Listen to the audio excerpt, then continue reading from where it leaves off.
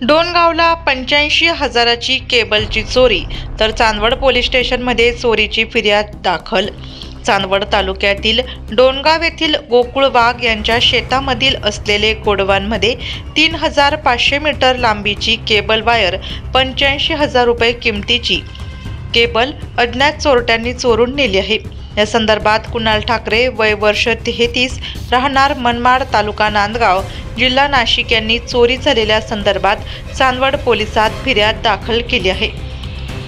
त्यावरून चांदवड पोलिसांनी अज्ञात चोरट्याविरोधात चोरीचा गुन्हा दाखल केला असून फिर्यादीत म्हटले आहे की कुणाल ठाकरे हे महावितरण कंपनीचे ठेकेदार आहे व त्यांचे चांदवड तालुक्यातील डोणगाव व इतर परिसरात वायरिंगचे काम चालू आहे।